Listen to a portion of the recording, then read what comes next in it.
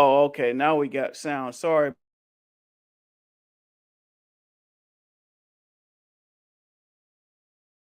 I like to start off with something a little funny. I'm starting to sound like Joel Osteen. If you ever watch Joel Osteen, he always says, I like to start off with something a little funny. So I came across this today, and this is from my title, Pastors Gone Wild. We're going to deal with some pastors that is going to go that's going has gone wild. And I hear a loud echo somewhere. I think somebody closed the door so I can hear myself because I can hear myself in the other room. I think somebody watching. My wife's watching me. Okay, I can. Okay. All right. So let me go ahead and start this show here. Good evening, y'all. One Nation. We're gonna go and get it started. Check this video out. I thought it was hilarious. Y'all don't hear me. Oh, man of God, can you do me a favor? Get on the keyboard. Not liking how that sound. He wasn't feeling the sound. He told him to get on the keyboard. He wasn't feeling it. Oh, yeah. Oh. Oh, uh, yes, Lord. Yes, Lord. Yes, Lord. Yes, Lord. Yes, Lord. Because I'm going to holler tonight. Just because I feel it. But I need a good sound. Woo! Woo! Yes, Lord. Yes, Lord. Hold on, guitar. Yes, Lord. Drummer, let's ride out. It sound better now. Do me one favor. Grab a neighbor hand. Shake their hand like you got power. Rock them and shake them. Shake them and rock them. Rock it. Rock it. No, those of you who ain't grow up in black church, I grew up in black church, so this is what's expected when you go to black church.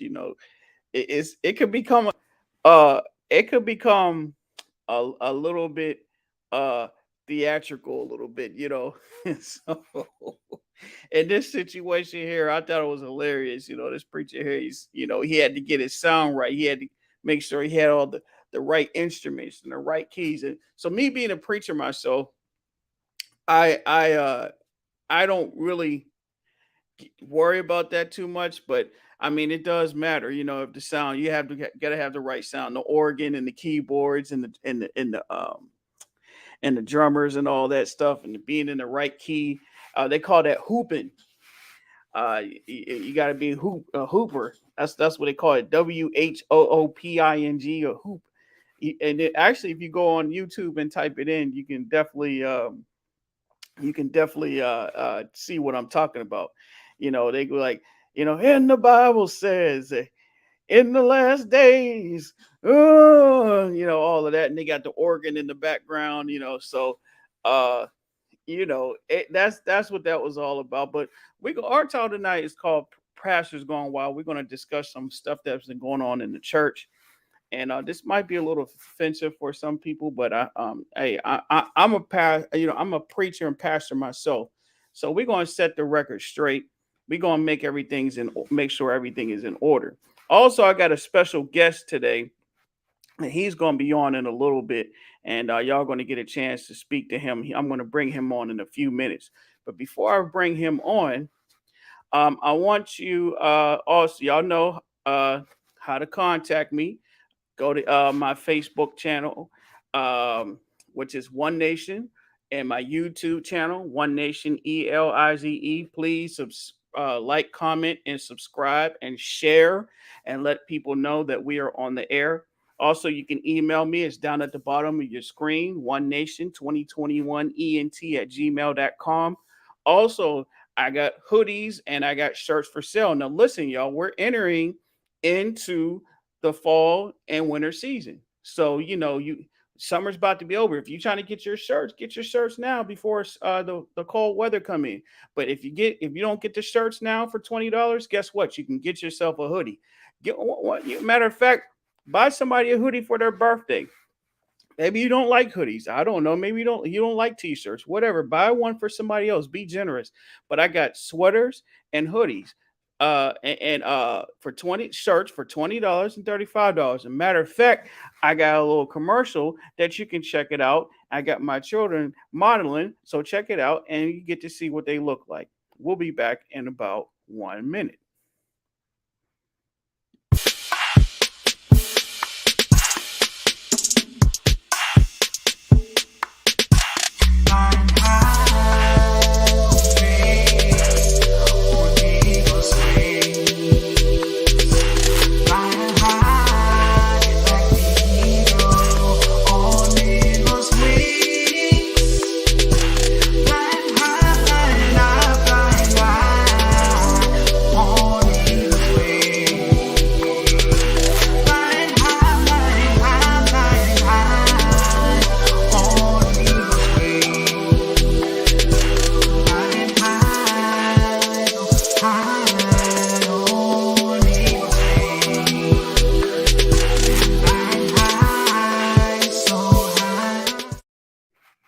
All right, y'all. So up.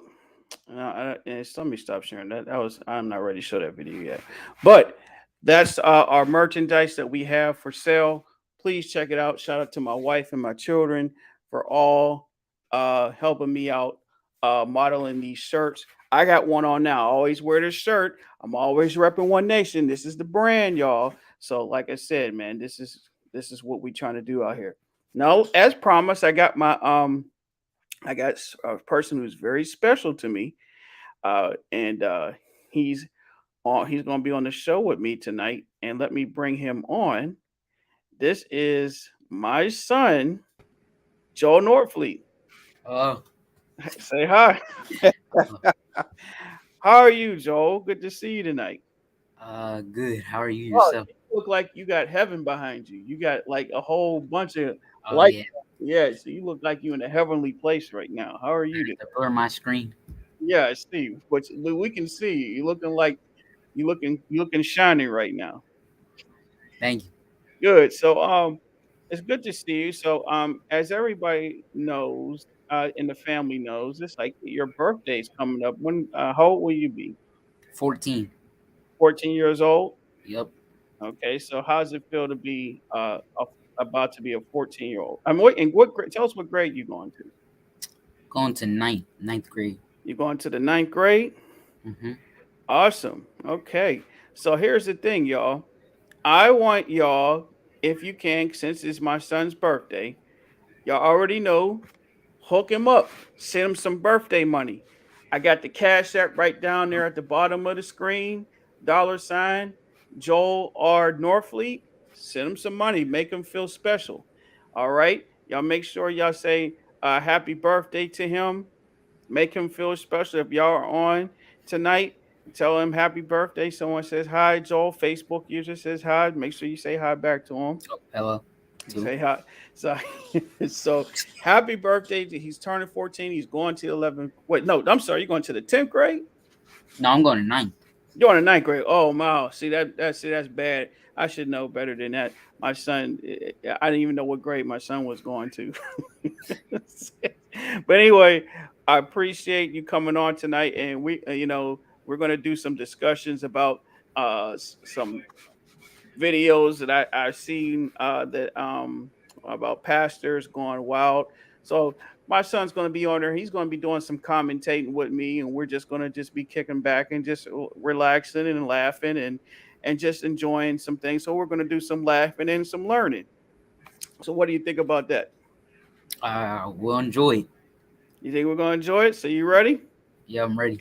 All right. So let's get into it. So our first video, um, it talks about we're going to talk about this pastor who blames his congregation for not having for not honoring him with a new watch. Mm. So let's see what this is. Let's see what's going on with this video. I'm gonna pull it up and see how let me see here. Here we go. Let's pull it up and see what's going on with this pastor and why he feels as though, and I don't know why my it seems like my things ain't working today. I got a lot going on. Okay, here we go. So can you see the video there? Can everybody see the Yeah, I can video? see the video. All right. So let's go ahead and play this and run this, and we're going to do a little bit of commentating on it and see exactly what the problem is with this pastor and why he feels as though that he's mad about his congregation not getting him a watch. Let's go to it. Okay, there we go. That's what I want to. Church at the Well, Kansas City, was caught on video calling his congregation poor, broke, busted, and disgusted after they still hadn't bought him an expensive Movado watch. Oh, I so they said if this pastor's called his congregation poor, broke, busted, and disgusted. Dang. Yo, that's their pastor. Now, I don't know how I feel. My pastor just blasted me like that, like he's all in my pockets, like he knows how much I'm making. But dang, for to call his congregation broke, busted, and disgusted, that was kind of harsh. What did you think Yeah, about that? that's a bad passer right there. Oh, that's a bad pastor. Yeah. Let's keep going and see where he's going with it. He asked for a year ago while reportedly delivering a sermon about taking care of God's shepherd. See, that's how I know you still poor, broke, busted, and disgusted, because of how you've been honoring me.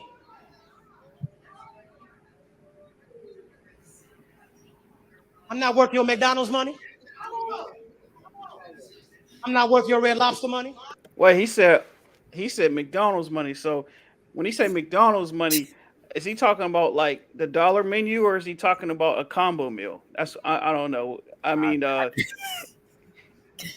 the combo meal, maybe a combo meal. You know, maybe I that's cool and everything, but The dollar menu. Wow. oh, he said the dollar menu. Yeah, I don't know. I mean, McDonald's. I mean, I don't really eat at McDonald's. I used to eat at McDonald's, but the McDoubles was pretty good. So Yeah, the McDoubles. I enjoy the McDoubles myself. yeah, it was like what, $1 or something, $2. Yeah. So but yeah, but we'll see what happens. I don't know because then he said Red Lobster. Have you ever been to Red Lobster? I thought Red Lobster was a pretty expensive place, but I guess I was wrong. Well, it depends because if you go to the Red Lobster, you get the Cheddar Bay biscuits and the salad. So I don't know. Maybe he's married. I can say, hey, would you like to come with me? I would invite him with me to come with me. But dang, he said he don't. He's saying to his congregation, I'm not worth your Red Lobster and McDonald's money. So he said, I don't want y'all going to eat. I want y'all to give me the money. Now let me put a disclaimer out there. I'm all for taking care of your pastor and planting seeds into your pastor. So someone said Big Mac all day. So I'm all for planting seeds into the pastor's life and being a blessing. But I don't think it should be the pastor's job to do that. Like that shouldn't come from him. That's just not a good look. That's all I'm saying. The Bible says not to be greedy of filthy lucre. So don't be greedy for people's money. You know what I'm saying? If let them give because they want to give. Let them give freely. It's a better gift because if you coerce me into giving, I'm going to feel like it was forced. So, like I said, he really went in on these people. Let's keep going. Oh, wrong button. I ain't worth your St. John knit. Y'all can't afford it no how. Oh, shade. I ain't worth y'all Louis Vuitton. I ain't worth your Prada. I'm not worth your Gucci. You can buy a Movado watch in Sam's. Yes, you can. Yes, you can. And y'all know I asked for one last year. Here it is the whole way in August. I still ain't got it. Y'all ain't saying nothing. Let me kick down the door and talk to my cheap sons and daughters. I don't want to hear no more excuses about what y'all can't afford. You can't afford it because you don't see the value here. Okay, because someone out there Google search real quick for me and let me know. Can you buy a Movado watch at Sam's Club? Because last time I checked, and let me know how much a Movado watch costs. Have you ever heard of a Movado watch, son? Because I haven't even heard what that is. I don't even know what that is. I don't even know what a Movado watch is. Somebody Google He search. said it sounds like something cheap. Yeah, and he said you can get at Sam's Club, and somebody in the background was like, yes, yes. Someone said yes. So, because somebody told me how much a Movado watch costs, and tell me if you can get it at Sam's Club. And they're cheering him on too. Someone said yes, they can. They said it's been a whole year, and he still ain't got it. Okay, somebody said a Movado watch costs about $120 to $150. Oh, okay. Well, yeah, I guess do they sell it at Sam's Club? I didn't know. I did never seen a Movado watch. I didn't even know they sell watches at Sam's I Club. Actually, they do in the jewelry department. I was just there a couple weeks ago, and I walked past, and the lady in the jewelry department handed me some type of slip and said, "Hey, would you like to purchase something?" I don't know, it was something, but there I seen like we was looking at watches and rings over there. So yeah, they actually sell it, but I didn't know Movado. I never heard of Movado, but obviously somebody need to get this. Somebody get this man a Movado so he can feel better about himself. So let's keep going. Oh, I'll keep it. There we go. Y'all hear from y'all pastor and father, I'm over y'all. I'm over your cheap expressions. Funderburk has since released an apology video, saying the video clip does not reflect my heart or my sentiment toward God's people, yet that's not discernible in the clip. Good evening. She said that wasn't discernible in the clip. It's always after we get cut, And I'm not trying to be hard on this pastor. I get it. I understand. He seemed like a sincere guy. He seemed like he's trying to do the right thing. But, he looked young. So he probably needs a little bit more training. He needs to be probably sit under a elder, seasoned pastor to teach them how to conduct and give the right messages. But I want to let's hear the apology what he gives. My name is Carlton Funderburk. I'm the senior pastor of Church of the Well right here in Kansas City, Missouri. I want to take this moment to address the now viral video clip of me from a sermon given August the 7th, 2022. Though there is context behind the content of the clip, no context will suffice to explain the hurt and anguish caused by my words.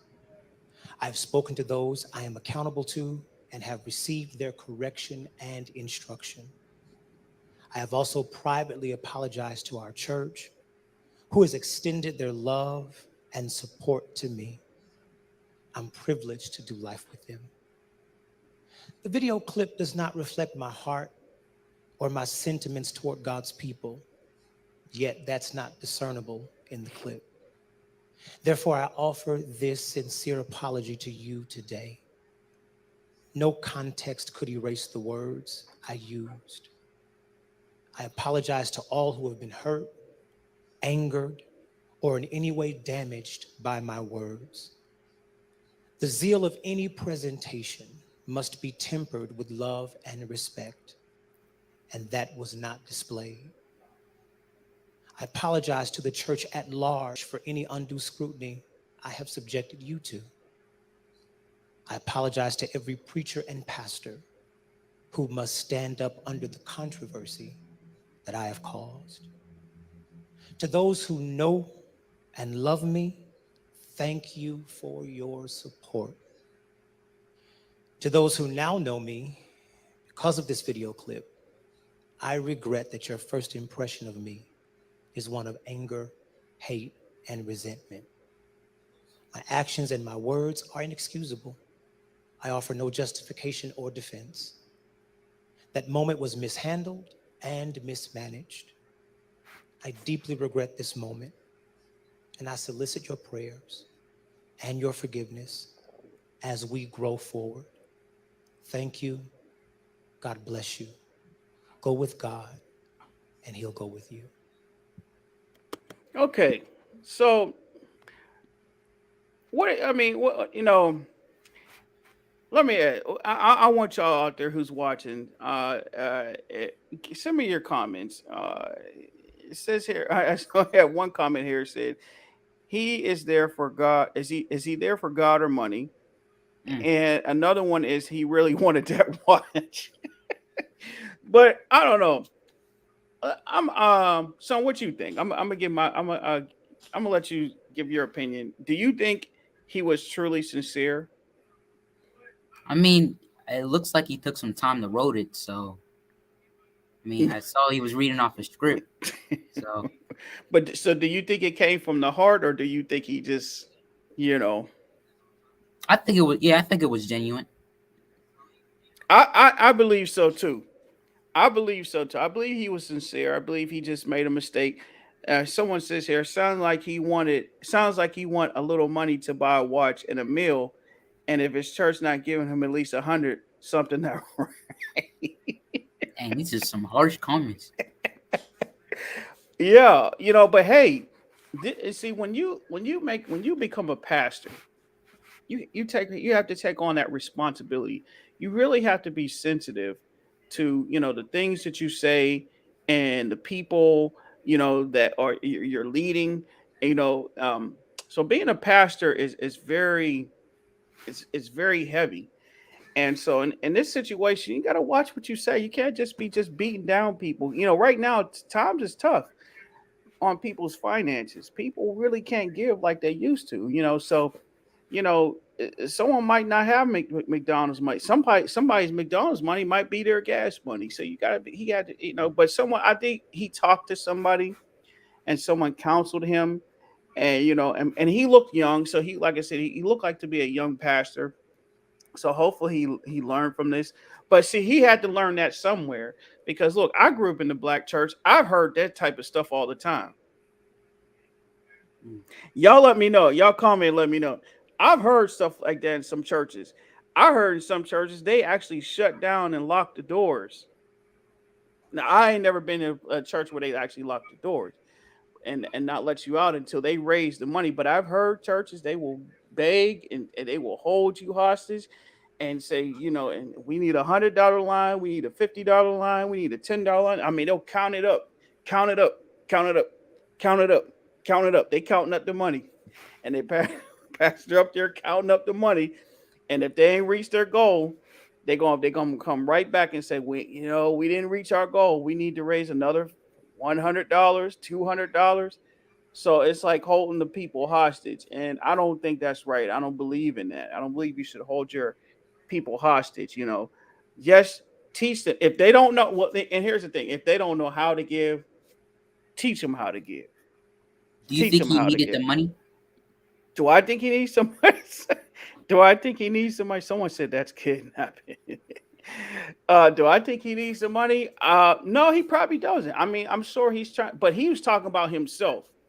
Hmm. He was talking, and see, here's the thing: if he's raising money, don't make it about you. I can see if he said, "Hey, the building's falling apart. We need a new roof, we need a new toilet, and y'all ain't been giving no money," then maybe I can understand that. But he was talking about y'all ain't give me no watch and y'all ain't give me this. It's not a good look. You know what I mean? And if, like I said, you have to teach your people that. You know what I mean? And maybe it shouldn't have been done on a public setting. Maybe he should have had a private meeting. That's something that you have to do privately with your congregation. It's just a bad look. But I believe he was sincere, and with his script. It says pastors supposed to know they are there for the cause and not the money. Therefore, he should not expect money. Absolutely, he shouldn't. The pastor's job is to teach and lead the people into salvation, into the ways of God. I always said it. If your congregation cannot afford to buy you a Cadillac or a Rolls Royce and you want to drive one, then you need to go out and create an income for that. Otherwise, if your congregation can only buy you a Toyota, then you be happy and blessed in that Toyota, and be blessed that they are willing to pay for that Toyota. But some pastors they got to go to the next level with it. They got to be bling bling. And I listen, I don't mind a pastor bling blinging as long as he's bling blinging on his own work and Hmm. not blinging blinging on his own on their own people. Which brings me to the next video I want to bring up, to the next pastor I want to bring up. And this bishop actually is out of Brooklyn. His name is Bishop Lamar Whitehead. Lamar Whitehead. And so we're going to watch this video, and then we're going to comment on it. Hi, hey, son, are you enjoying the show so far? Yep, I'm enjoying the show. I like Good. these comments too. Awesome. Good, good. Okay, let's get into this one. This is about the Bishop out of Brooklyn. Let's hear what he have to say. Robbed at gunpoint in the middle of his Sunday sermon today, and it was all caught on camera. The service was being live streamed this morning when he says 3 to 4 men walked in with guns. He spoke at length with CBS 2's Lisa Rosner about why he believes he was targeted and his message for the suspects. 5 to 10 minutes into preaching Sunday morning on Remsen Avenue in Canarsie, Bishop Lamore Whitehead saw the door in the back of the room kick open. How many of you have lost your faith because you saw somebody else die what you about to go through? Yo. All right. I seen 3 to 4 men come in. That's all right. It's pretty much stating that I don't want. No, but this is crazy though. This is crazy. I don't know if y'all caught that. It's like he said the word die. Yeah.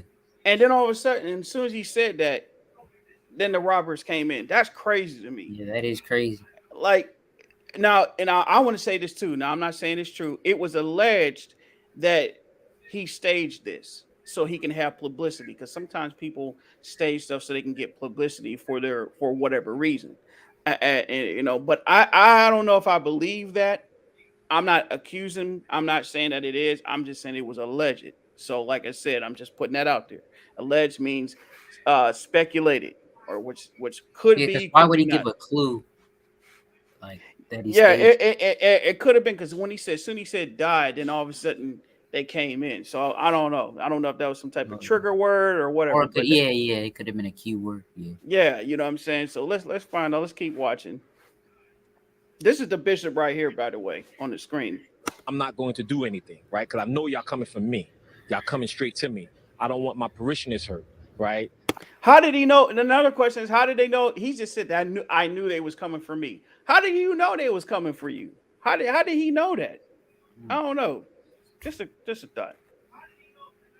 I got women and children there. As I got down, one went to my wife and took all her jewelry, and had the gun in front of my 8-month-old baby's face. Wait. Look at the dude in the corner. Now look, this dude is too chilled. You see the dude in the left? Yeah. He just sitting there. Now look at his face, like man, I see this stuff every day. He too calm. Something just don't sit right. This dude over here is too calm. Now, how I'm just thinking, like, if someone coming to church with guns, you know what I'm saying? I would have got on the ground immediately. Right. This dude right here, either he was in on it, he knew about it, or his dude got straight God in him, like, I ain't afraid of nothing. Like, you know what I'm saying? Like, because this dude right here is way chill. He got his bob open. He's just sitting there just watching him, like I ain't worried about nothing. Ain't nothing gonna happen to me. So Tracy, that's my wife. She said, I hope Bishop didn't lie about being robbed. Yeah, I hope so too. But people be doing the most nowadays. So let's keep going. Took off my bishop's ring, my wedding band, and took off my bishop's chain, and then I had chains underneath my robe. He started tapping my neck to see if anything else. So that means they knew. They watched and they knew that I have other jewelry. The church's live stream shows the gun being held on the pastor. They had the guns on my deacons that was at the door. Whitehead says what you don't see on camera are around 100 congregants who were in the room. Men, women, and children dropped to the floor in silence. My church is traumatized. The women and children are still crying. Still crying. Babies are still crying. Police say the men took off in a white Mercedes. Okay, can someone explain this to me? I don't know. Maybe I'm reading into it too much. Okay, so he's saying that they came in.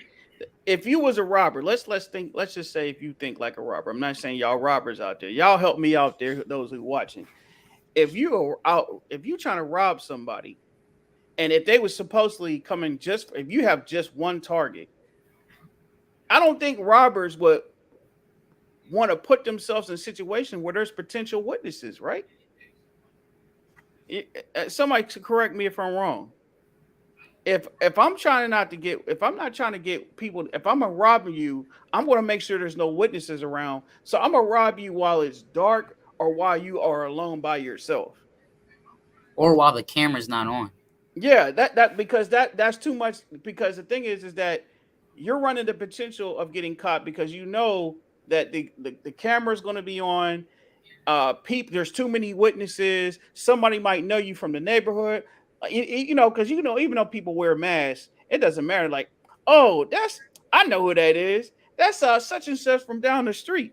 You can't hide. You know, you can't hide. We already know whether they might walk a certain way, talk a certain way. If someone said that man is too calm, something not right. And then it says depends on the amount of money they are aiming. True, that's true.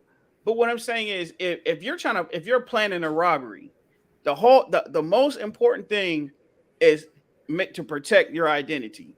Somebody correct me if I'm wrong. So if you're Did they trying to rob anybody else or just them?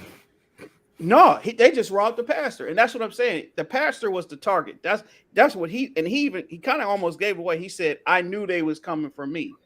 Mm. So the pastor was the target. So if you just had one target, if it and here's another thing, if it was just a straight up robbery, why didn't he rob the whole church? Yeah. Like, oh, this is a robbery. We taking everybody's money. We taking everything. No, he was the target, just him. So if he was the target, if you are a professional robber, if you're a real robber, a smart robber, let's put it that way, a smart robber is going to make sure there's no witnesses and nobody around. And if it was one target, we're going to catch him alone while he's all by himself. Mm. And someone said people rob banks. That's true. Okay. But here's the thing with okay, the difference between a bank and a church is that one, they're videotaping it. I don't know if I'm sure there's cameras in the bank. So yeah, maybe that's true too.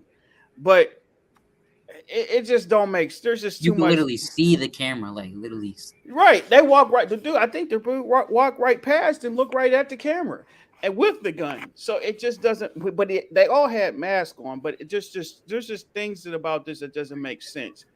And here's his story. I mean, here's his explanation. He has an explanation on why he thought he got robbed by them. So let's hear what he had to say. Whitehead says cops have a license plate and witnesses saw the men change clothes outside. These men, they need to turn themselves in. I forgive you, and I'm praying for you. You know, and I hope that God deliver you from the mindset of who you are. Okay, look right there. You see that right there? And look at the dude in the back. He's still chilling. He had the gun out and everything. He's still chilling. Like you know what I'm saying? It's like dude right there in the back just is like man, look, man. I don't know what's going on. I'm just here chilling. You know what I'm saying? That's funny to me. It's just here. It looks like the robber's taking his time. That's right. That's what I'm saying. Like what? Like they just too casual with it. Like he's purposely trying to be in the camera. Right. He said, and somebody said, why would they change clothes right outside? That makes no sense. And then they said they knew what car they drove off in. Oh, they drove off in a white Mercedes. It's just too much suspect stuff going on. Like robberies don't happen like that. I'm not a robber. I'm just saying, just watching television shows and things like that and how they operate, and even movies. Whitehead believes his family was targeted because of the publicity he received when he helped turn in the suspect wanted in the fatal subway shooting of 48-year-old Daniel Enriquez in May. I turned them in, but the media called me the bling bling bishop. They had my Rolls Royce car all over everywhere, and I feel that played the part in this. I think all pastors should be able to get permits for pistols. The NYPD is investigating, and Whitehead says the mayor and top police brass have called him, pledging support to find the suspects. Fortunately, no one was hurt. In Canarsie, Brooklyn, Lisa Rosner, CBS 2 News.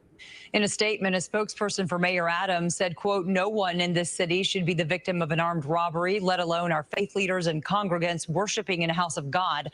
The NYPD is investigating this crime and will work tirelessly to bring the criminals involved to justice. Now, just some backstory on this, too, because I did a little research on this before I really brought this out. Now, y'all see this guy right here? This is the mayor of New York City. This guy right here and that pastor are really good friends. So just letting y'all know that they're really good friends, and he's and so like I said, something you got to dig a little deeper. You can't just look at stuff on the surface, you know. We're going to follow up with that because I think there's going to be more that come out about this story in the future. So Tracy said the man in the back is too calm. Something's not right. These pastors out here are wilding out. Yeah. So which and this is lead me to my next question. And Joel, maybe you can and people watch, y'all can come jump in on this. Um, how do you feel about rich pastors? How do you what's your how do you feel about like you see a pastor and he has a lot of money, he has, gold and jewelry and jets. How do you feel about that? Shoot. I don't know. I don't have a certain opinion on them. Like, Let me say this. Do you feel like it's okay for a pastor to have a rich lifestyle? Can a pastor have a lavish lifestyle? yeah, I think a pastor can have a ravish lifestyle, but it's not going to be.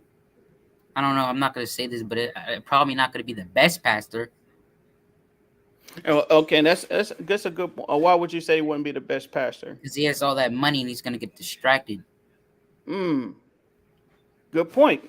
Good point. So I agree with you. I do believe that if a pastor is not focused enough, and let me get this right, there's nothing wrong with a pastor having money if he has businesses because some pastors have money outside. They earn income outside of their church. Some have like real estate deals. Some have businesses, and they are prospering very well from them, which enable them to open up a ministry where they're not trying to take advantage of people. So um, here's a tip for some of you pastors: don't depend on your church to be your main source of income. Don't depend on your church to be your main source of income. Have a business outside of ministry. That means if you got to work, then you just got to have a job. If you want to drive a Cadillac, if you want to drive a Rolls Royce or a Mercedes, then you better have some businesses outside the church. Because if you don't have nothing going outside the church, and that's when the hustling begins, and you begin to hustle the people and the begging and the oh, I need y'all to give a little bit more. So the thing is, if pastors have businesses outside the church, then the money that they collect for the ministry should support the buildings, should support the utilities, should support the workers of those ministries. That's how it should be. Hmm. So, but I agree with you that if they are in it for the money, the Bible calls them hirelings. That means their heart is not with the flock. That means they won't protect the people. So when people come to them, they're not really going to care about how they feel. They're not going to care about their feelings. They're not going to care about what's going on in their personal life. All they're going to care about is the money. And see that's what made it bad because that's how that first pastor came across is that, and I'm sure that might not be the case, but they probably caught him on the wrong day, but it was a bad look, and that's why you always got to be mindful. So with that being said, I just want to cover this real quick. I want to share this with you real quick and jump in, Joel, if you have any comments on this so far. All right. So I have a scripture here in Jeremiah. If you check it out, um, in Joel chapter or Jeremiah chapter 3, and where is it? Where is it? Hold on a second. Let me find it.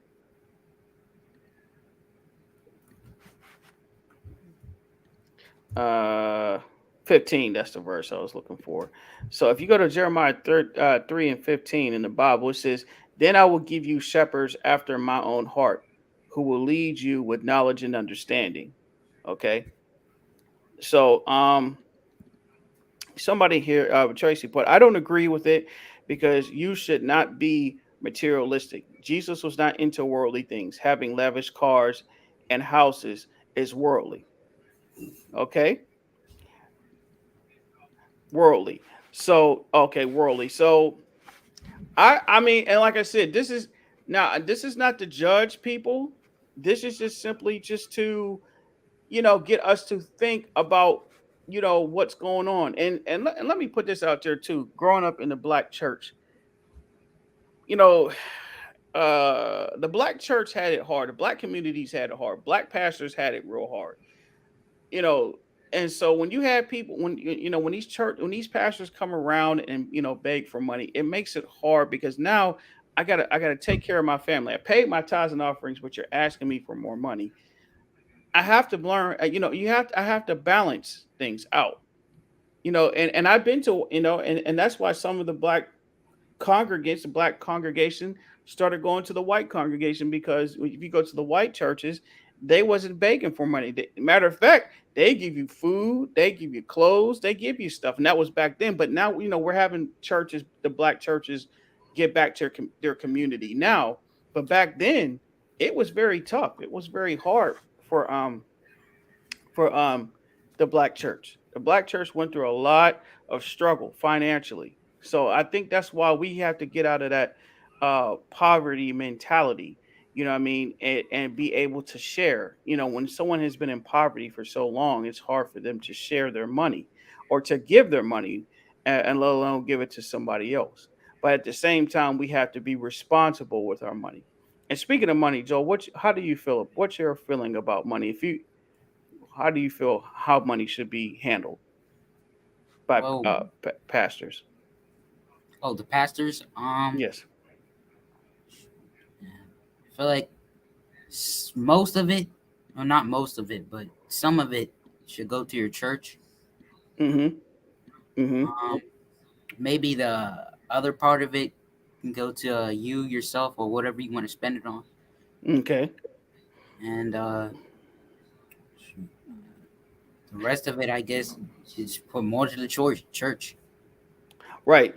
So basically, having a budget, when a church has a budget, you want to make sure that the church is covered, the building fund, because that the Mhm. famous building fund, that you create a building fund, so in case that something goes wrong in the church, and make sure the church has investments, money invested into their community, and there's just so it's not just taking care of the building, but taking care of the people.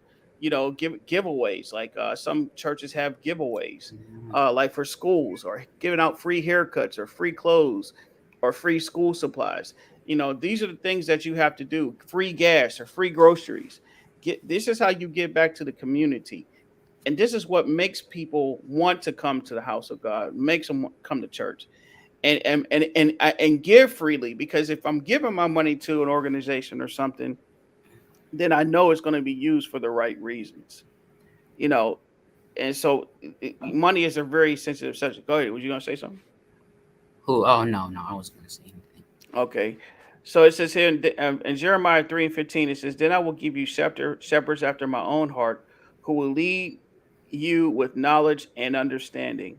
So, in these last and evil days, we have to pray for people who care about the church and who care about the community, who care about one another, and not wanting to use people and bully people into giving. You want to make sure that people feel comfortable with giving them their money to you. You're the shepherd. You are supposed to be responsible. The Bible talks about being a good steward of God's money. When people give their money to you, I mean, I've given lots of money, thousands of dollars to the church. And it feels good that when I see the money that I give to the church, even though I know I'm giving it to the Lord, but they are using that money to build up their community. That's what I want to see, and that's what it should be all about. And so Mhm. you know, it's a very touchy subject. You know, and so let me ask you, son. Since we're Mhm. talking about pastoring and everything like that, how do you feel about what is the perfect pastor for you? The person who cares about God, who cares about their family, mostly about God and their church. Their church is important. Uh, Giving money to the church and spending most of your time on the church Okay, that's and cool. with God. And with God, okay, good, good. All right, and I'm glad you said that because growing up, in church, I've seen a lot of things. I mean, I've been around some good pastors, and I've been around some, pretty bad pastors. I've seen some bad ways, I mean, but yeah, I'm so glad that right now, as of right now, I'm with a church. Uh, Greater St. Stephen. That's my church in New Orleans. And I have a good pastor. His name's Pastor Rob. So shout out to my pastor, Pastor Robinson, T. Delbert Robinson, and his wife, First Lady Jay. And also my overseers, Bishop Paul Morton, and his wife, Pastor Deborah Morton. Very good pastors. And I feel comfortable giving to them. I feel like they're good examples of how you should lead people, and they've been doing it for years, and you haven't heard no scandals about them, nothing about money and none of that stuff. And don't get me wrong, nobody's perfect out here, we all make mistakes, but it's good to know that there's people out there who care about your soul more than they care about your pocketbook. And that's the type of pastor that I want pastoring me, one who cares more about my soul, where I can't buy my pastor, but he's going to always tell me the truth and keep it real with me. How do you What do feel you think about is that? a Said bad it. pastor? Said it again. What do you think is a bad pastor? What I think is a bad pastor. Mm-hmm. Uh, I'm going to answer that. You want to see your pastor have a connection with their congregation? Absolutely, absolutely. You want to see them have a connection with their congregation. Thank you for that comment. But what do I think makes a bad pastor? Well, the Bible talks about that. Where it says one that is just after your money, one that cares more about your money, who, and won't preach you the word, won't pray with you, won't take the time, and one that doesn't have humility, a prideful pastor. I think that's what makes a bad pastor, a prideful pastor, a pastor who sleeps around on his wife, Mm. pastor who's not faithful to his wife or his family. Yeah, yeah. The Bible talks about that pastor because there's some pastors out there that can't keep just one wife. They out there just sleeping around and can't just find one woman to sleep with. And God's going to hold you accountable for that. So yeah, those are the things. Pastors who are money hungry, pastors who are lustful after women and can't be faithful to one wife, and pastors who won't teach and preach you the truth of God's word, of the gospel. That's what makes a bad pastor. Mm.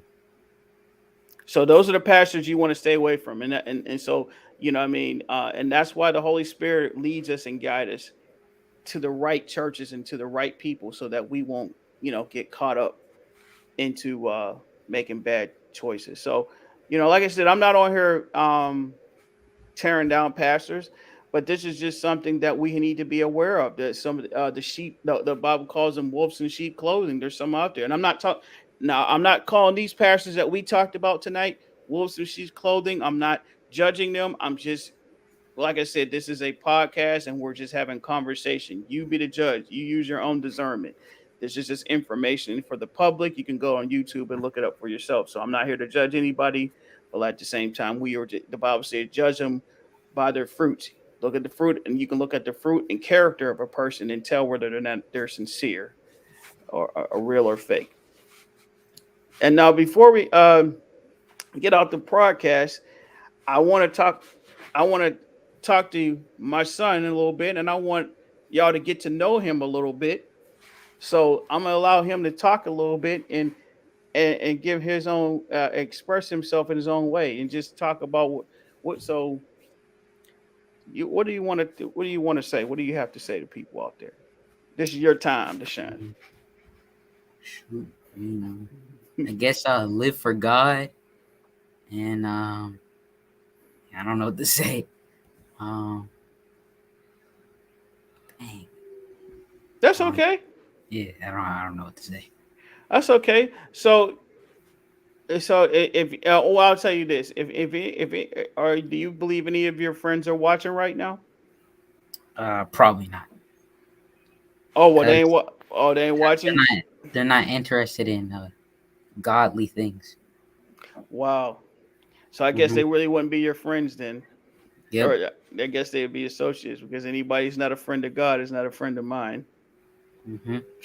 so, so being godly in these last and evil days, it's hard to find a good godly friends. So sometimes you're all alone. Do you feel all alone sometimes when you being when you try to represent God? Yeah, sometimes because it's hard to find people who uh, are like me and who love God as much as me. And so, with that being said, you're about to go back to school. So, Yep. what the kids in your age group, what do you think it's going to be like going back to school? What do you expect it to be like when you go back to school? It's gonna be crazy. It's gonna be a bunch of drama, a bunch of just hate. Just R- well, I Really, wouldn't how say hate, but it's just like it's gonna be bad. you think so? Yeah, How you think it's going to be bad? What do you think is going to what's going to happen? it's just that a lot of people sin nowadays, and people don't know who really God is. So people are just far from God and just do the wrong stuff at a young age. And what type of stuff? And I'm not trying to get anybody in trouble, but what type of stuff did they do at a young age? I mean, I'm already seeing relationships, and you already know it. Like, I'm not sure if there's anything bad going on in relationships, but What type of relationships? like just like how high school relationships are. Just like Yeah. yeah, Yeah. Do you just see now do you see, and I'm not, and I don't want to put you on the spot if you don't feel comfortable saying it and answering it. I just say, just let me know. Do you see same sex relationships in your grade? no, not yet, because I didn't really go there yet because I've only been to orientation. But Okay. maybe I'll probably see some. But I already know there's gay people in my school. And how does that affect you?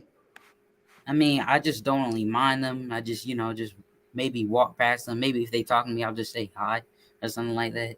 Right, right. Yeah. What about kids on drugs? Do you see any kids that are doing any drugs in your age group? Yeah, I Like see kids smoking, but no, not drugs. It's just like, vapes and just like cigarettes or what yeah. and marijuana or things like, do they smoke marijuana? I think weed, but I don't wanna, snitch on them or nothing. But that's okay. I ain't trying to get you stitch on anybody. You don't have to name any names.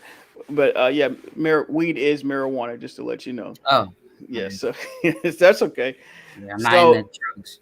but see, I know. But see, here's the thing about being you. The difference with you is that you're going to be a strong influence, and God's hand is upon your life, and we prayed for you. You had people praying for you, so you're not going to fall into that trap. And I appreciate you, having a sense of keeping God first in your life.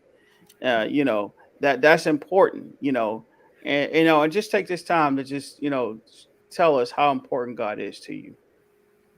Um, God has been there forever. I mean, like He's sometimes got me through some tough times, like when I was sick or something. You just feel horrible, but then I prayed to God and I was not sick again. Um, so He's just a wonderful person. Awesome, awesome. I see somebody here gave you a comment. That's Tracy. Miss Tracy said, Joel. I'm glad you're a leader and not a follower. I see a lot of people following you, and your true friends will follow you. Thank you. And and then another comment is, continue to be godly, to be the godly example that you are, Joel. We need more young people like you. I wish there were more young people like me, but you're not gonna find many who are as loving to God as me. And But I that's don't good. want, yeah, I don't want to say that, but I get what I totally understand. You're making your soul boast in the Lord, and hmm you were taught well. So but I appreciate you taking a stand for the Lord. And even now, I just want to ask you one more question. I remember one time you told me that you like to post scriptures on TikTok. Do you still do that?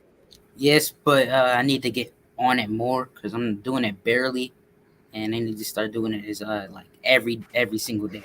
So what inspired you to do that? What inspired you to just start putting scriptures on there? What made you do like I just want to Um, put scriptures on TikTok?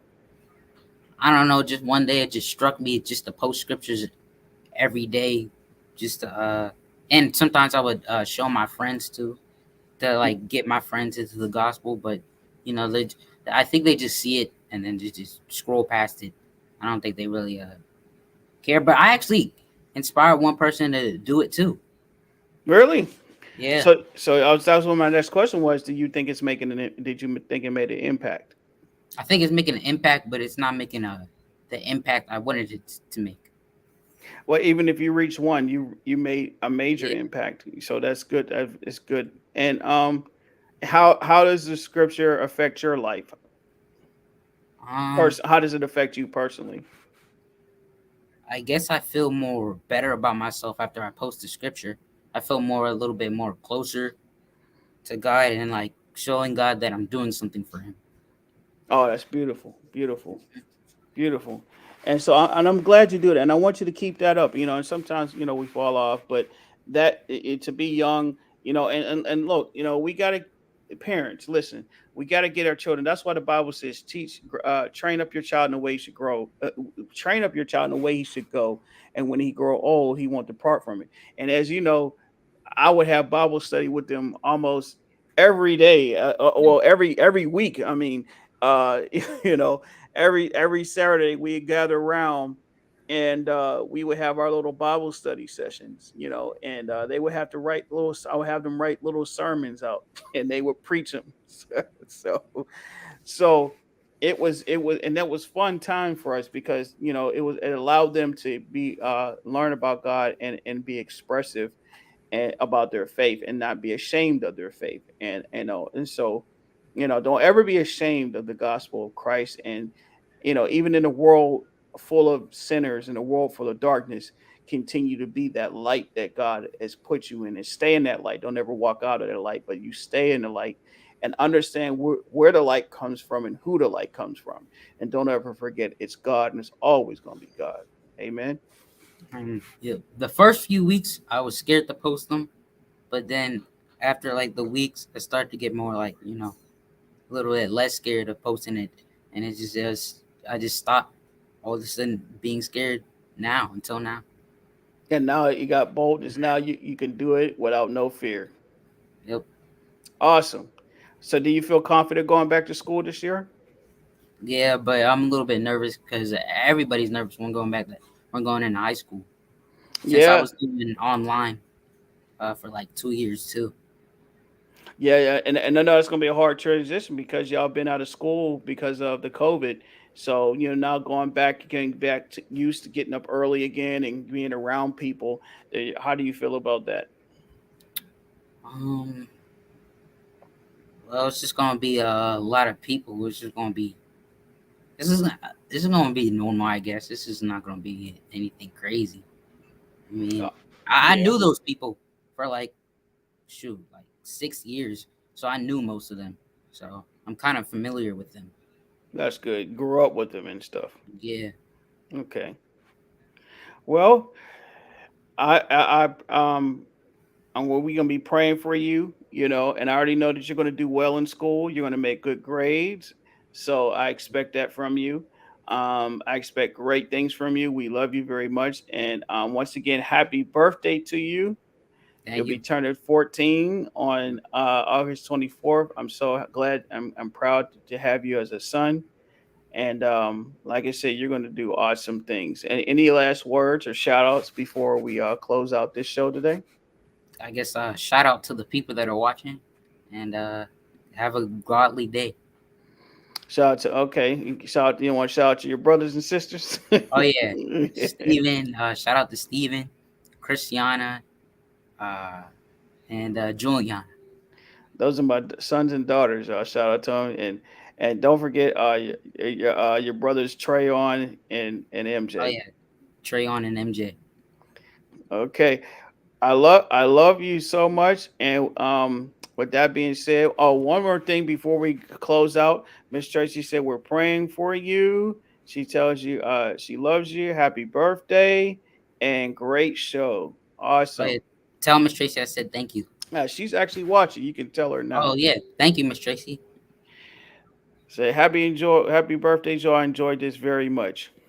Mhm. So, all right, y'all. This concludes another show. I'm glad once again my son was on the air with me today on the podcast. We got to talk about Pastors Gone Wild, and he was able to commentate with me during the podcast, and he did an awesome job. So y'all send some likes, some hearts, and some comments to him. And not only that, it not only just the likes and hearts and comments, but send him some money. Yep. And you can do that by Cash App. We all got Cash App. Joel R. Norfleet. That's JoelNorfleet. And let him know how much you appreciate him. And when you send it to him, make sure you put in the memo, "Happy birthday, Joel, 14." He'd be 14 years old.